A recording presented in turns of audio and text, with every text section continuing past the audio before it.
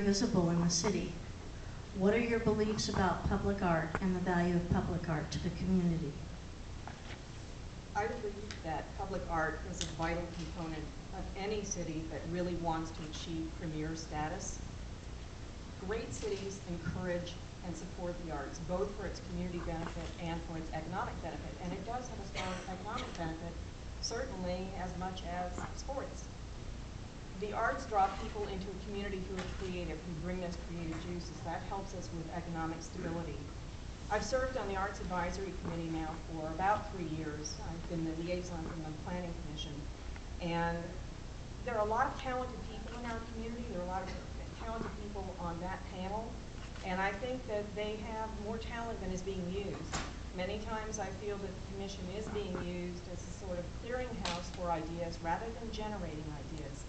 And so this also goes back to the comment about commissions and how they should function independently.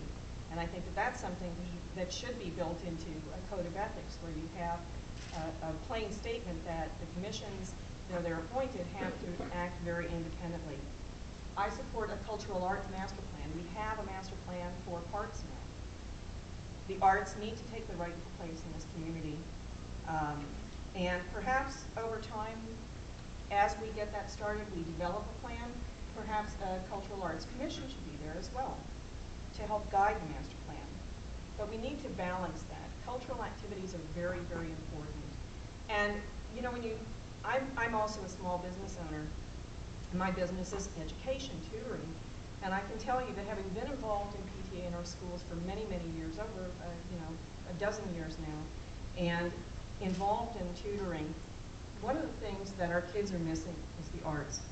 And it's not just an issue of putting it back into the schools, it's showing that the community also supports it. So we need to incorporate that, demonstrate that the arts are important to all of us, and hopefully encourage the school districts to do the same. And I think that we can develop partnerships. You see, this is another aspect. I think we should be developing partnerships with the schools. We tend to keep various agencies at arm's length. You know, the water agency does their thing, and the schools do their thing. And yes, they do. They have to operate independently. They have their own authority, but we need to find the connections between all these agencies, and we need to work with them, you know, on joint use projects and things of that nature. If we're talking about public-private partnerships, we can do public-public partnerships too.